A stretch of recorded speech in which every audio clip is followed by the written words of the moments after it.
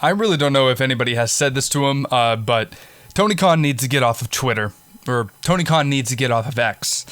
For that matter, I mean, a bunch of things are coming out right now. We got rumors about WWE and Amazon Prime being involved with one another. Don't know how true that is, but it's speculation and it's rumors, so we don't know how reliable the source could be that is surfacing on X and all of the social media platforms. But we also got news on TNA unveiling their new championship belts that is going and making its rounds on X. And Scott, he has been doing great things for TNA. We're going to get more into that and more into the WWE news here on the Pardon the Pipe Bomb podcast. In anybody else's hands, this is a microphone. In my hands, it's a pipe bomb. I have a dream, that's all I need. I'll make it happen with someone who can believe. Know what I want. Yeah, no, we got to get into the news of Tony Khan. Just get off of Twitter, man. You're just making it worse. You're making it worse for Hook. But let's get into what Tony Khan is saying on Twitter right now. And I don't know where this all started, but I guess it started with the USA Network Twitter account, or the USA Network X account. I really got to start making that transition from Twitter to X. I'm sure I'm not the only one that is struggling with that, but I guess the USA Network account, they chimed in on a tweet from Raj Girer. I don't know how to say his name. I do apologize, man. He pointed out that Rollins and Mahal have a history with one another. I guess he was trying to make some sense why WWE and why Triple H is booking Jinder Mahal versus Seth Rollins. I'm not harshing on it yet. I have nothing but the utmost faith in Triple H and Paul Levesque and how he does his decisions for the booking. Maybe Jinder Mahal got a huge pop against The Rock, and maybe he thinks, they did have a past in NXT, and maybe they can come on to one another and try to start a new feud that way, but who knows. But yeah, no. Raj, he pointed out that Rollins and Mahal, they do have a history with one another since Rollins defeated Jinder Mahal to become the first NXT champion. The USA Network account on X, they wanted to chime in and asked what was the cage match rating. Just, memeing and just kind of being a smartass, I guess. And many people on social media, they saw that as a shot at AEW's Tony Khan, and who has cited that cagematch.net user ratings in the past when talking about great AEW matches. And the USA Network account is believed to be run by a USA Network employee, but it's definitely clear at this point that the person who runs is very on top of what is going on in the wrestling community on X. And Tony Khan, he saw the tweet and he posted this, and I quote, "A moral victory for USA is one win more than their world title challenger Jinder Mahal has in the past 364 days. Because it's been literally a full year since he won a match, you really put AEW in our place getting Jinder Mahal in a big match on your TV show. Do it more often." And sorry. And then Tony Khan, he then replied to his tweet saying, and I quote, "A double standard." He mentioned Hook has a 28-1 career record on winning streak, calls out the champ. A logical challenge sparks online outrage, end quote. I mean, listen, Tony Khan, I'm not just saying this as a wannabe podcaster. I'm not just saying this from somebody on the outskirts of it or anybody in the same vicinity in the same room that you're in right now. I'm just speaking as like a fan right now.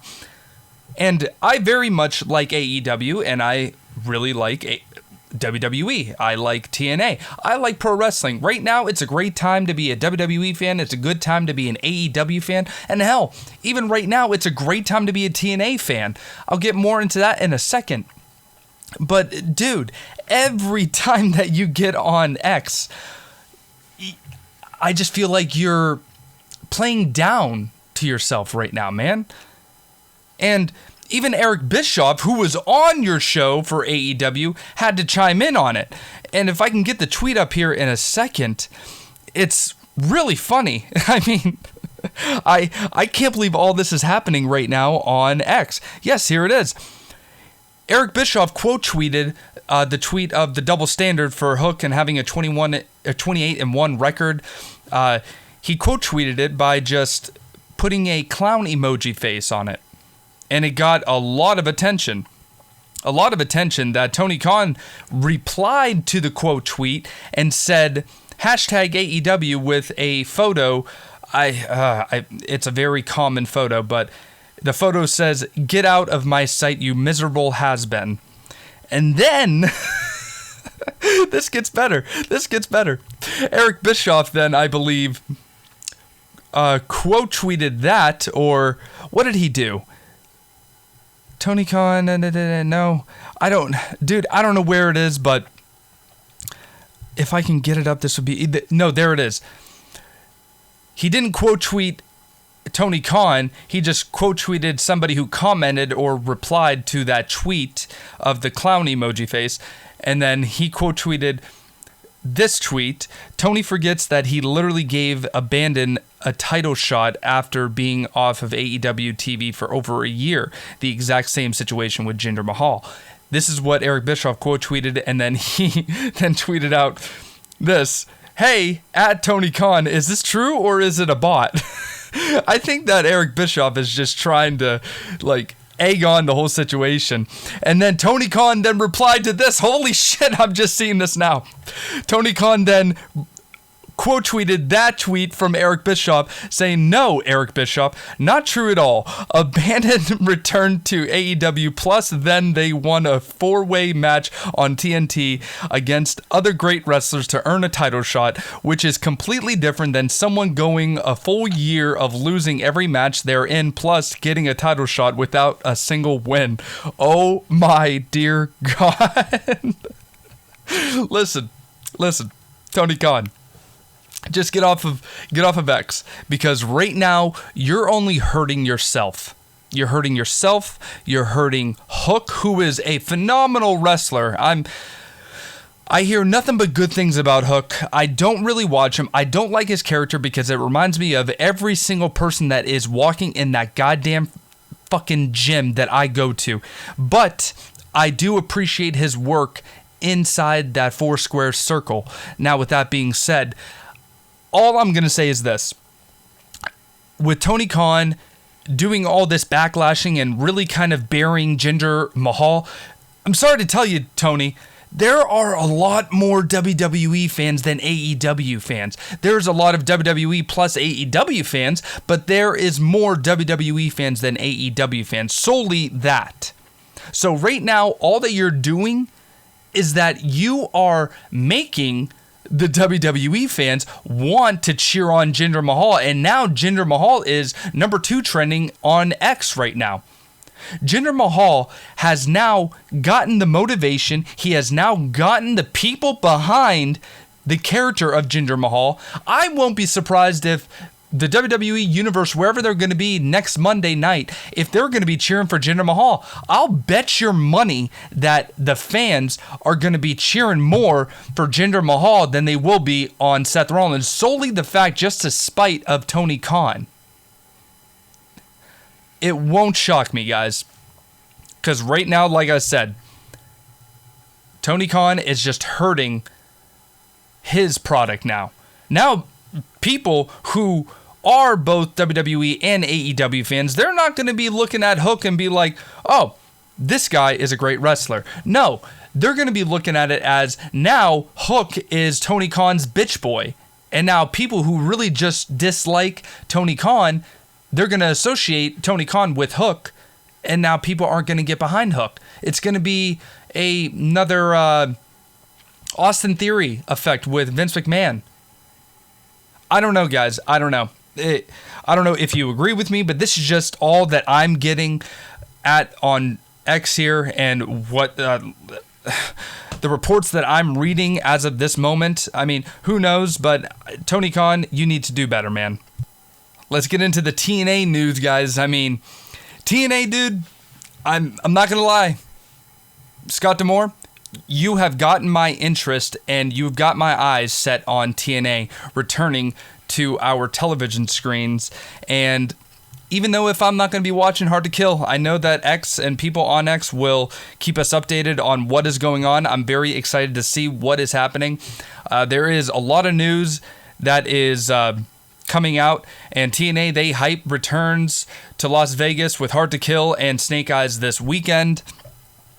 A new era of total nonstop action of wrestling is kicking off here, guys. And right now, TNA, because right now, TNA, they're having my interest more than AEW is, man. Tony Khan with AEW, it just seems like that he is a longtime WWE fan, and he's just having fun, and which is a good thing. I'm not harping on like Tony Khan, but it's a business. You got to remember that this is a business that you're running, and you can't just play favorites. That's one of the bad things of having a wrestling fan be in control, like a full-on, like, geeking out, marking out on a wrestler that is coming to the company versus a guy like Triple H or a guy like Vince McMahon signing these guys and be like, hey, yeah, welcome to the company. TNA is on the brinks of not becoming a problem, but dude, they're going to become relevant here. For a long time, they weren't. The TNA action, it kicks off this Saturday night, January 13th, with Hard to Kill pay-per-view or premium live event, which will air live around the world at the Palms Casino Resort. Then, on Sunday night, January 14th, the in-ring action continues at the Palms when the television trucks of Impact on Access TV roll in for Snake Eyes on Sunday.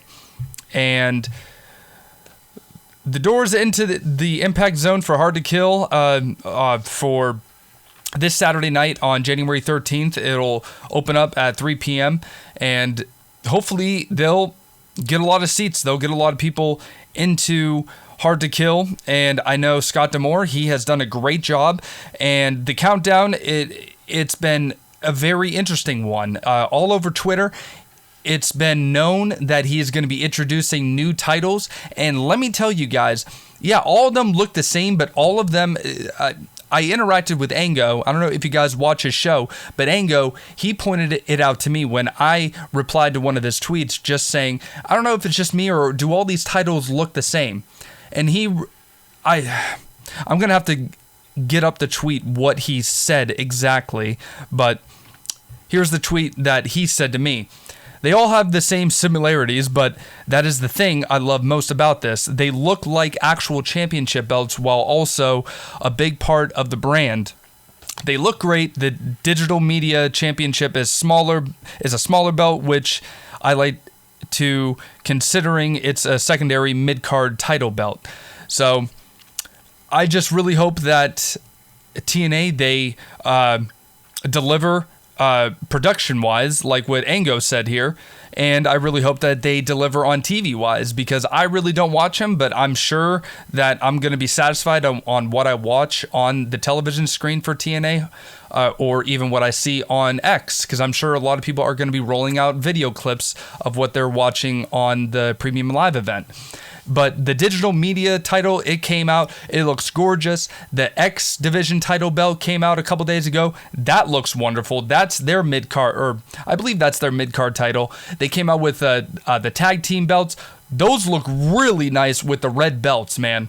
I really enjoy what Scott D'Amore is doing, and hopefully him showing that they're switching to TNA and switching up the belts.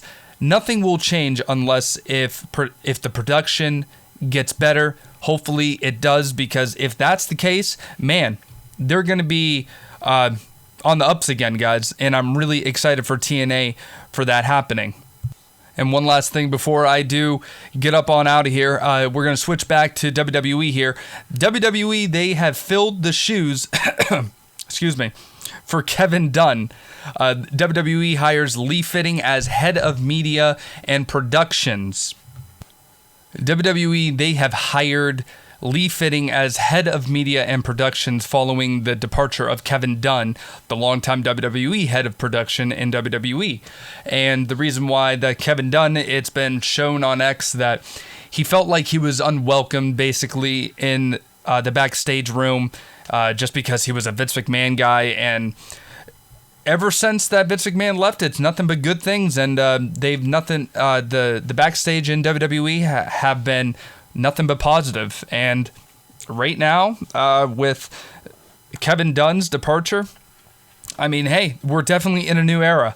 And the WWE part of TKO Group Holdings, today they announced that the media industry veteran Lee Fitting has joined the company this week as head of media production.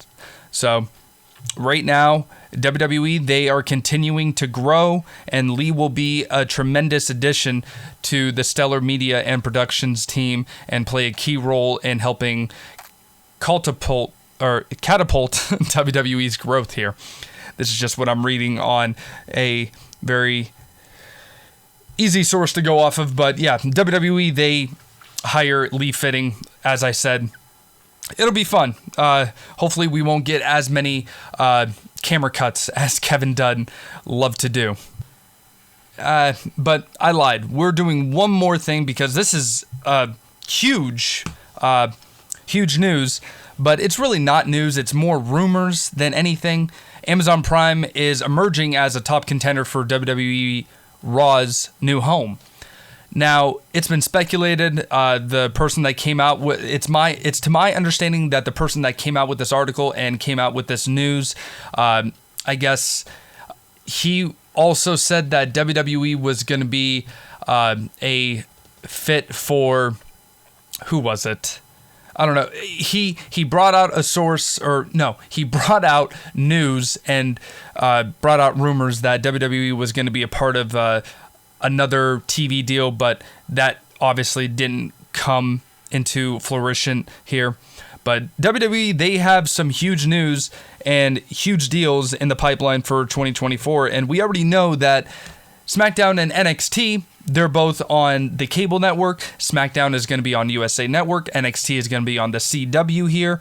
Now, a new major player is making its way, and WWE, they could be, I mean, I don't see it happening, but I could see it happening. Because WWE, they like to be first in everything, as many people have said in the past, especially from the great JD, what he has also said. They were first on a WWE network. This is when Netflix was on, Hulu, they were on, and the WWE network, they came into play. And then now the WWE network was bought out by Peacock. But the Amazon Prime, they could secure WWE Raw. And we could see WWE be the first everyday TV screen be streaming on a platform that is not going to be on cable, and it's just going to be on streaming. Because, like it or not, guys, we are in a world that cable's going to be done soon. It's going to be all streaming. We're seeing it with the NFL, with YouTube TV buying the rights of the Sunday NFL Ticket. We're seeing that they're hosting and exclusively have the rights for Saturday Night Football on Peacock, exclusively on Peacock. A lot of people aren't liking it. I know my Pittsburgh Steelers, I was kind of hoping that, they were going to be on Peacock because I have Peacock since I'm a WWE fan. But other people, they really don't like that they have to get a subscription for Peacock because Peacock doesn't really do the numbers and they don't really have the TV shows that a lot of people like to watch on there. But Amazon Prime, they have done what WWE, I think, is trying to do. Because Amazon Prime, out of the 18 weeks out of the year, they have live stream of Thursday Night Football. I don't know the exact numbers, but I know that they are up from what they used to do just being on the NFL Network. With WWE's existing media rights deal for Monday Night Raw, with NBC Universal set to conclude in October of 2024, speculation is arising about the company's next broadcasting partner. Since the USA Network secured SmackDown, like I said, the Red Brand's longtime home is expected to change here. I mean, I wish that they could go back to Spike TV, but that's just me. Because if they went to Spike TV, maybe they would be TV 14 and not TV PG, but that's another case. Amazon Prime has been trying hard to target a young male audience and provide Prime Video with an additional night of premium live programming alongside of Thursday Night Football. Shifting from the cable television to a streaming service would represent a notable transformation in the wrestling television rights industry here. The transition to a streaming service like Amazon Prime aligns with the changing landscape of television consumption, and cable TV is experiencing a decline in viewerships. So, like I said, maybe WWE, they're on to something here, and maybe they want to just make the switch now before all these other companies try to jump ship onto somebody else, and WWE could try to do it for cheaper rather than doing it next year when they could have gotten a deal for much cheaper than what it is then in the future. So, like I said, I could see WWE doing this, but how does it benefit us? It benefits them because they're going to be getting people to pay for cable to watch Friday Night SmackDown on the USA Network and NXT on the CW. And then they also have people subscribe to Peacock for the premium live events. And now they're going to have people subscribe for Amazon Prime Video to watch Monday Night Raw. It's a business where WWE could have so much money into it.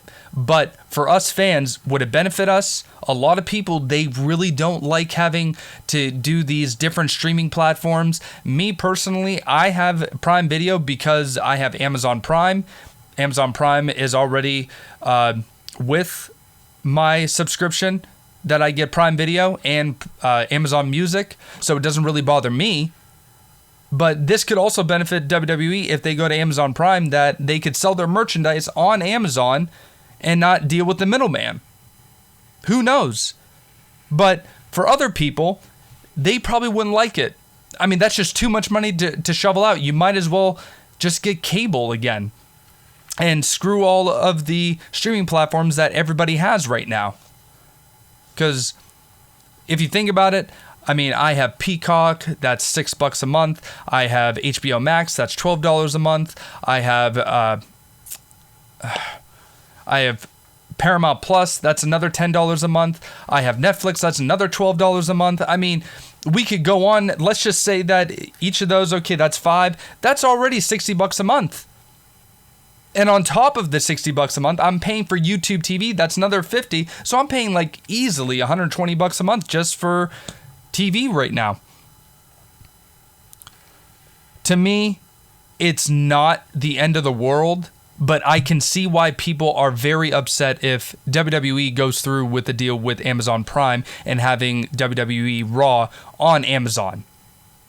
But I guarantee that it would be huge for WWE to go on Amazon Prime while having their premium live events on Peacock and having some of their television shows on the cable networks for USA Network and the CW. Now, I think it would be a lot smarter if they would just broadcast their shit exclusively on Peacock. But Peacock is, from my understanding, their revenue is very low.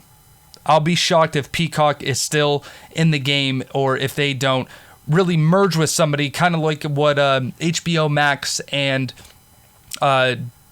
Discovery are doing. It's just now Max. Like, you can watch HGTV on HBO Max, you can watch the Discovery, you can watch the Food Network, and all those weird shows that they have on the BBC, My 600-Pound Life. They did it right with that, HBO. That's probably why HBO Max and Discovery are doing better numbers this quarter than they did in the previous years. So maybe if Peacock would merge with somebody, that would probably benefit both sides. Because we all know that there can't be just everyone doing their own little thing. There has to be a merger. And if Peacock would, do that, maybe they could sign WWE Raw for exclusive rights on Peacock. I don't think it's a bad idea. I think it's a great idea. I think WWE is always one step ahead of everyone else in this sort of business. I like it. I'm probably in the minority of it, but that's just me. That's my humble opinion. But I'm going to get going here, guys, and thank you all very much for joining me here on the podcast. Pardon the pipe bomb here. If you guys liked what you heard, please give me a negative thumbs up or a negative 5-star review and hit that subscribe button if you guys liked what you heard. I am trying this new thing where I'm just going to be making content every day, little by little sample sizes, and if things are good again, maybe I'll start doing the reviews for Monday Night Raw or Friday Night SmackDown or any other show for that matter. But until next time, guys, I'm out of here, and I'll see you on the next podcast.